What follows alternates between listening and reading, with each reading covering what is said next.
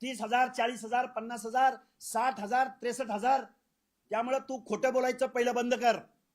205 आमदार कुठं आले? 205 आमदार सांगावा आकडा त्यांनी. महाराष्ट्रासमोर खोटं बोलायचं नाही.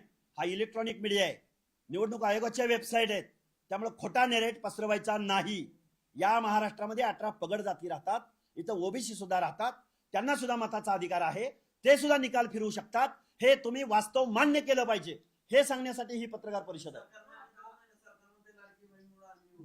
सरकारनं काही करो, सरकारला लाडकी बहीण, पण ओबीसीचा आमच्या वाड्या वस्त्यांचं मतदान करावं, संशोधन करावं, अनालिसिस करावं. धनगरांच्या वाड्यावरती, लमाणांच्या तांड्यावरती, बंजारा तांड्यावरती, वंजारांच्या वाड्या वस्त्यावरचं मतदान काढावं आणि अनालिसिस करावं.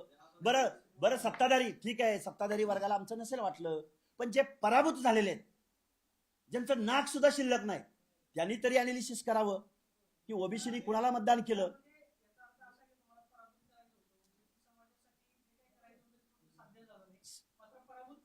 अहो मला एक सांगा, आम्हाला या लोकांना पराभूत केल्याशिवाय विजय कसा होणार?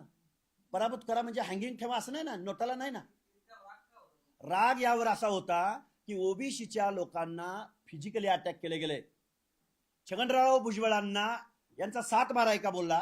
तुझा 7 आहे का जरंगे? तू काय मराठा समाजाला काय तू काय गादी तयार केलीस का? काय एवढं गृहीत धरतोय?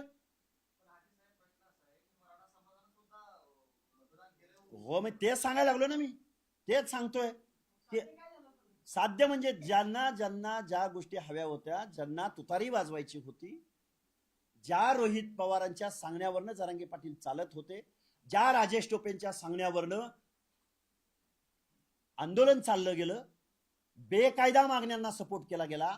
एका बाजूला एकनाथराव शिंदे मुख्यमंत्री महोदयांनी 10% रिझर्वेशन दिलेलं असताना सुद्धा आम्हाला ओबीसी मधूनच आरक्षण पाहिजे ही अडेलतट्टू भूमिका घेतली गेली, पोलरायझेशन केलं गेलं आणि महाविकास आघाडीची पोळी लोकसभा निवडणुकीत शेकली गेली.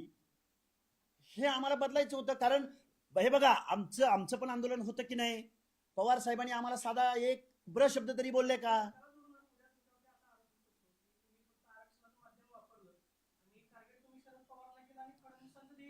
अरे राजसत्ता अंतिम आहे, आम्हाला भूमिका, आम्ही हे बघा, आम्ही आंदोलन लढणार आहे. हे बघा, उत्तर ऐका. मी आरोपाला भीत नाही, मी भूमिका घेतली.